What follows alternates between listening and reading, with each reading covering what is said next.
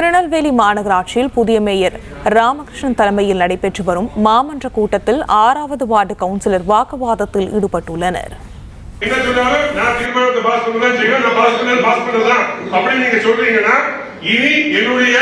எதிர்கருத்துக்களை இந்த மாமன்ற கூட்டத்துல நான் வலுவாய் தெரிவிக்கதான் செய்யறேன். நீங்க சொன்ன மாதிரி 6வது வார்டு மாமன்ற உறுப்பினர் தான் 6வது வார்டு மாமன்ற உறுப்பினர்களாக தேர்ந்தெடுக்கப்பட்டதால் 6வது வார்டு மாமன்ற வளர்ச்சிக்கு மட்டும் நீங்க பேசணும்னு சொன்னீங்களா? அப்படி அல்ல. எனது வார்டு மக்கள் பயன்படுத்தக்கூடிய எந்த ஒரு காலமாக இருந்தாலும் மார்க்கெட் சாலையை வச்சு நான் பேசுவேன். அதை நீங்க பேசக்கூடாது, தடுக்க முடியாது. என் வார்டு மக்கள் அந்த சாலை வழியாக பயணம் செய்கிறார்கள். அதனால நீ 6வது வார்டுக்குள்ளே இருந்துக்கோன்னு சொல்லி என்னை கட்டுப்படுத்த வேண்டாம். நான் பாளையங்கோட்டை சட்டமன்ற தொகுதியின் வாக்காளர். நான் அதனால பாளையங்கோட்டை முழுவதும் பேசுவேன். நான் திருநெல்வேலியில மாநகராட்சியில் ஒரு மெம்பர், நான் திருநெல்வேலிக்குள்ள பேசுவேன். இப்ப நான் கடைசியா சொல்லி முடிச்சுக்கிறேன். கடந்த மேயர், தற்போதைய துணை மேயர், பொறுப்பு மேயர் இருக்கும் போது என்ன நடந்துச்சோ அதை மீண்டும் செய்ய வலியுறுத்தினேன். நீங்க மேயர் என்று ஆனதுனால நீங்க அதை செய்ய முடியாதுன்னு சொல்லி இருக்கிறீங்க. இதை நான் தெரியப்படுத்திக்கிறேன். ஒரே ஒரு சின்ன விஷயத்தை மட்டும் நான் ஞாபகப்படுத்திக்கிறேன்.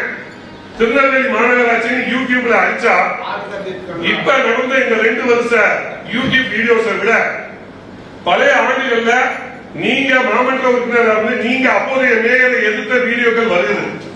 உங்களுக்கு நேரம் இருந்தா கூட போய் பார்த்துக்கோங்க. அதுல நீங்க நாமம் போட்டு வந்து போராடினதும், நீங்க தரையில் அமர்ந்து போராடினதும், நீங்க எதிர்த்து வெளிநடப்பு செய்தது இருக்கு.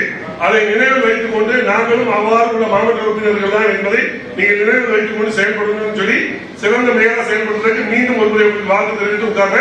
ஆனா நீங்க தீர்மானத்தை பாஸ் பண்ணது பாஸ் சொல்லி இருக்கீங்க. கண்டிப்பா வரக்கூடிய காலங்களில் அதுக்கான எதிர்ப்பு என்னுடைய எதிர்ப்பு இருக்கும்.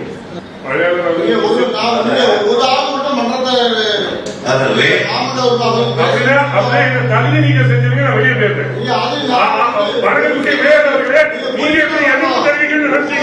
நீங்க தான் கூட்டத்தை சமசம பாக்குறீங்கன்னு நான் சொல்லிக்கிறேன். நீங்க தகுதி நீங்க பண்ணி நான் வெளியே போறேன். நீங்க தகுதி நீங்க பண்ணி நான் வெளியே போறேன். நான் பேசக்கூடாது, நீங்க எப்படி கட் பண்ணலாம்? நான் பேசக்கூடாது, நீங்க எப்படி கட் பண்ணலாம்? நான் ஆணையத்தை கேள்வி கேட்கணும். நான் கேள்வி கேட்கலாம். நீங்க நீங்க உட்கார்ந்து சொல்லக்கூடாது. ஆணையத்தை சொன்ன வழக்கத்துக்கு என்னுடைய டவுட் நான் கேட்கணும். அப்ப நீங்க சொன்னதுக்கு